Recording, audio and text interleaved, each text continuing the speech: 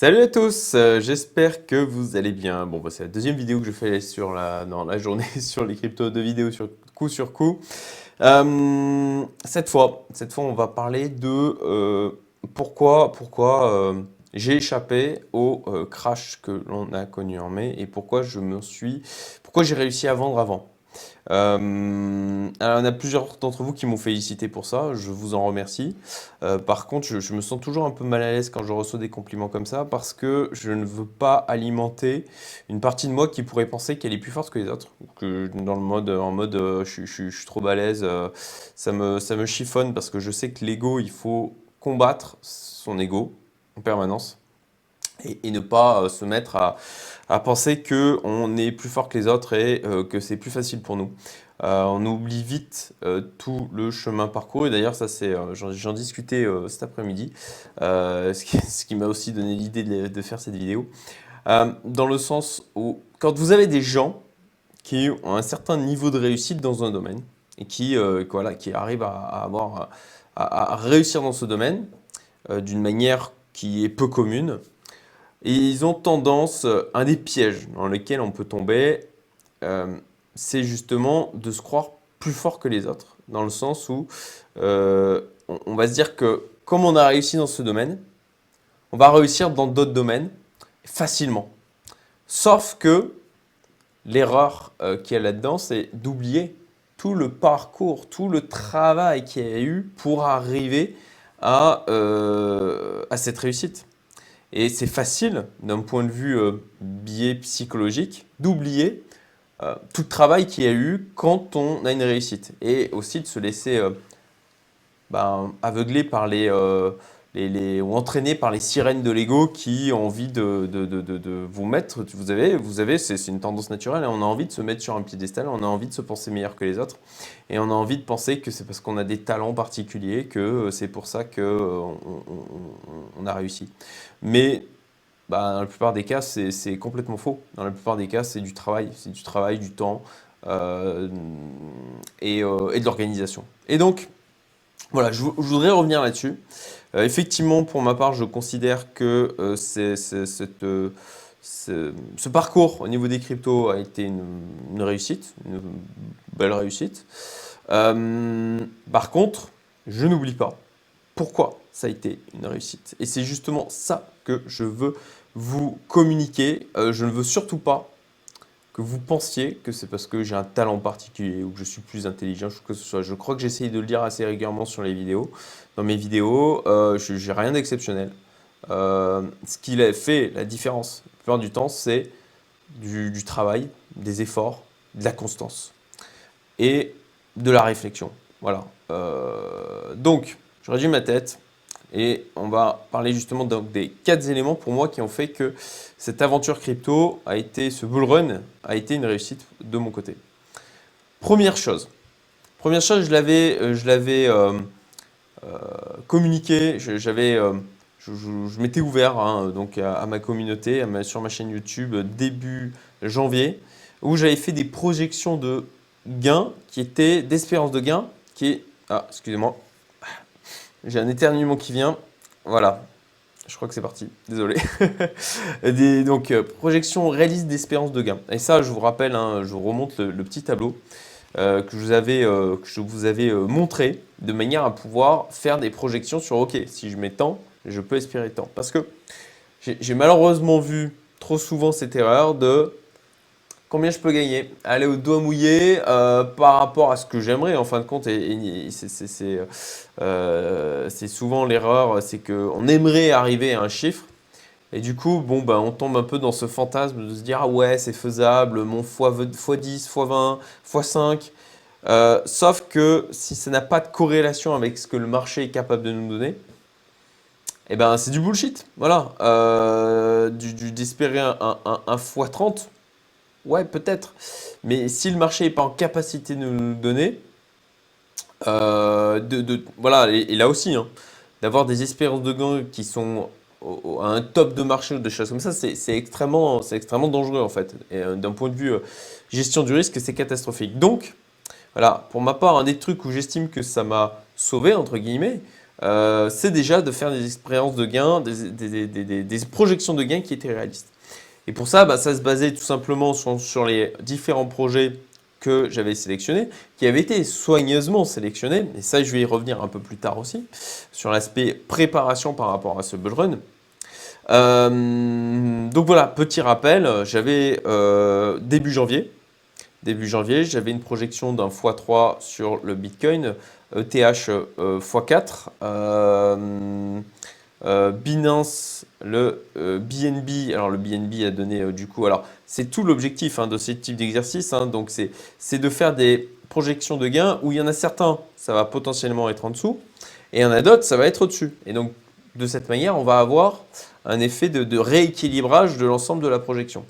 Donc, et sachant que cette target-là, telle que posée là dans ce Google Sheet, en plus de ça, je ne l'ai pas tout à fait atteinte. Pour rappel, j'ai vendu à 10% de mon objectif. Il me restait plus que 10% pour l'objectif. Mais, et ça, je vais y venir aussi, mais je ne le sentais pas. Je ne sentais pas et c'est la raison pour laquelle j'ai vendu avant que ça se mette à se cracher. Mais je vais y revenir. Donc, ok, première chose, avoir des espérances de gains qui sont réalistes. Voilà, ne visez pas trop encore. Ça, j'en parlais dans ma vidéo justement que j'ai faite tout à l'heure encore. Votre enrichissement est un marathon. Ce n'est en aucun cas un sprint. Et là, effectivement, il y avait, ou il y a encore, nous verrons bien, une occasion en or avec les cryptos. C'est dommage de la louper parce qu'on a un objectif qui peut être trop élevé ou déraisonnable. Voilà. Donc, première chose, des projections réalistes d'espérance de gain. Ce qui du coup m'a permis de ne pas d'avoir une target qui était réaliste et d'arriver donc début mai où j'étais proche de ma target et j'aurais pu me dire voilà, imaginons voilà, avec 100 000 on peut viser je sais pas, un x10. Voilà, dans les cryptos, x10, ça paraît pas délirant. Ouais, sauf que en l'occurrence, j'aurais été assez loin de cette target du coup début mai. En tout cas, sur la location que j'avais faite, avec d'un côté de l'argent sur mon portefeuille crypto et de l'autre de l'argent sur Napoléon Crypto. Donc voilà, deuxième point, le rééquilibrage. Le rééquilibrage qui, alors ça nécessite, et je ferai les liaisons à la fin sur la préparation, ça nécessite d'être discipliné. Voilà, d'être discipliné, mais de ne pas non plus faire un rééquilibrage à l'aveugle. Et ça, alors, je ne vais pas pouvoir en reparler d'une manière détaillée. Le rééquilibrage, j'ai déjà fait des vidéos sur le sujet. Éventuellement, si j'y pense, je vous mettrai une vidéo que j'avais faite pour parler du rééquilibrage en haut à droite. Mais le principe, c'est tout simplement que voilà, vous avez une allocation, vous dites voilà, le Bitcoin doit représenter 30%. Sauf qu'à un moment donné, il va être par exemple sous-représenté. Exemple qui d'ailleurs s'est produit, le BNB. Le BNB pousse très fort, plus que ce qui était attendu. Bon, à ce moment-là, ça veut dire que le BNB, par exemple, représente 30% du portefeuille et le Bitcoin n'est plus qu'à, par exemple, 17%. À ce moment-là, je vends du BNB parce qu'il a vachement monté pour racheter du Bitcoin. Alors, le rééquilibrage, ça, c'est pas un truc que vous faites tous les jours, vous ne faites même pas toutes les semaines. Vous le faites sur le principe, en tout cas, moi, c'est ce que je m'étais fixé, tous les mois. Après, comme toujours, je dirais que la maîtrise vient avec la capacité de pouvoir associer les deux extrêmes. Je dirais que premier extrême, une discipline absolue. On a un plan, on le suit. Bête et méchant, je suis mon plan, je fais exactement ce que j'avais prévu. De l'autre côté, s'adapter en permanence au marché. La vérité, c'est entre les deux. C'est toujours une histoire d'équilibre. C'est pas tout blanc, tout noir. Voilà. Il faut avoir un plan, mais aussi être en capacité de s'adapter par rapport à l'évolution du marché. Et de la même manière pour le rééquilibrage, en fonction de, et ça vient avec l'expérience, hein, et c'est pour ça que je vais venir enfin au point de la préparation est peut-être le plus important de tous.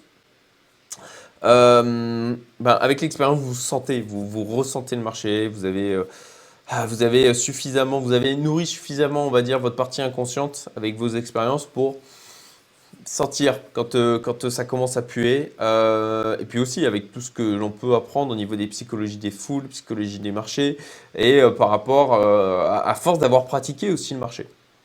Donc, parfois, vous allez, et je l'ai fait hein, pour ma part, parfois, j'ai attendu un peu pour faire le rééquilibrage. Euh, Typiquement sur le BNB, effectivement, ou l'Ethereum, avant de faire du rééquilibrage, ou même l'Ethereum, à un moment donné, j'avais revu cette allocation de 15%. Parce que, à mon sens, l'Ethereum était sous-évalué et qu'il avait un potentiel de gain, ce qui d'ailleurs a fonctionné et m'a permis d'atteindre la target, quasiment la target que je m'étais fixée, et du coup de pouvoir sortir. Donc, l'effet du rééquilibrage, ça vous permet en fait d'accélérer la prise de valeur de votre portefeuille. Si, encore une fois, vous le faites correctement. Donc, si je n'avais pas fait mon rééquilibrage, je n'aurais pas été proche de ma target. En tout cas, j'aurais été proche, mais pas à 10% de la target. Je pense que j'aurais été peut-être à 20, 25% de ma target. Et est-ce que j'aurais vendu? Je ne sais pas. Je ne sais pas, sincèrement. Troisième point, le risque-rendement. Ça, c'est essentiel. Voilà, je l'ai déjà dit, j'étais à 10% de ma target début mai. Est-ce que 10%, compte tenu du marché, qui pour moi avait été déjà assez explosif, hein, et puis je l'avais déjà dit, hein, mais voilà, quand on a du Dogecoin qui se met à mooner, que n'importe quel projet sur la Binance Smart Chain se met à mooner, à exploser, voilà, avec des x30, des x50 en quelques heures, enfin, c'est un signe d'exubérance. Est-ce que j'étais prêt en fait à risquer ce qui au final s'est produit, hein, à choper une baisse de voilà. Là en mai on a eu une baisse qui était de 50%, même peut-être même plus, me semble-t-il. Mais bon, sur des baisses classiques en bull market, bon, est-ce que j'étais prêt à risquer une perte sur mon portefeuille de 30-40% juste pour en grappiller 10? Vous comprenez vite que le risque-rendement, il n'est pas très bon là. Surtout quand on peut placer cet argent sur d'autres supports. Rien que de le placer en défi, bon voilà, on attend un an, on a nos 10%. Donc il vaut mieux être patient. Encore une fois, marathon, sprint, on est dans un marathon. Il vaut mieux être patient et voilà, avoir une gestion de risque, un money management qui vous protège. Enfin, la préparation. Je n'oublie pas que je travaillais donc sur le marché des cryptos. J'ai travaillé ce marché des cryptos pendant plus de 3 ans et demi. Je n'oublie pas toutes les fois où j'ai aussi perdu de l'argent. Alors, dans des manières très raisonnables, parce que justement, je savais, j'étais conscient que j'étais en apprentissage. Je n'oublie pas les formations que j'ai suivies. Merci Alex de CoinTips. Je n'oublie pas les lives, les coachings, les lectures de livres sur la blockchain, les recherches de projets, les dizaines, centaines d'heures, peut-être même des milliers, très sincèrement, je ne sais pas, mais à apprendre sur le marché des cryptos, à étudier ce qui s'était passé d'un point de vue psychologique en 2017-2018. Donc la préparation. Et là-dessus, préparation, je vous rappelle ça aussi que je vous avais partagé. Ma stratégie, voilà, le crypto portfolio V2, qui était une évolution du version V1 que j'avais établi en octobre, si je me souviens bien. Voilà, vous le voyez, ça c'est du travail. Ça c'est effectivement un truc qui est né de plusieurs années de préparation pour ce marché. Donc, voilà, le fin mot de l'histoire, j'espère que ça vous sera utile. Ça vous sera utile, alors peut-être pas pour ce bull run, peut-être pour le prochain. Si ça vous est utile aussi pour celui-ci, écoutez, tant mieux. encore faut-il qu'on soit encore en bull run. Comme vous le savez, il y a une certaine incertitude là-dessus. J'ai envie de le croire. Mais bon, le marché, on ne le contrôle pas. Et il faut accepter ce qu'il donne tel qu'il le donne. Ne pas essayer de lutter contre, c'est peine perdue. Voilà, bah écoutez, j'espère que cette vidéo vous a plu. Pour moi, c'est voilà, ce genre d'exercice. Il faut le faire, je pense, de revenir sur. Voilà, c'est bien d'échouer, de tirer des enseignements. Mais néanmoins, au contraire de ce que la plupart des gens peuvent dire, notamment en termes de développement personnel, en disant ouais, l'échec c'est génial, l'échec ça va te permettre de progresser, perdre ça va te permettre d'avancer, etc. Franchement, des échecs dans ma vie, j'en ai au final pas eu tant que ça.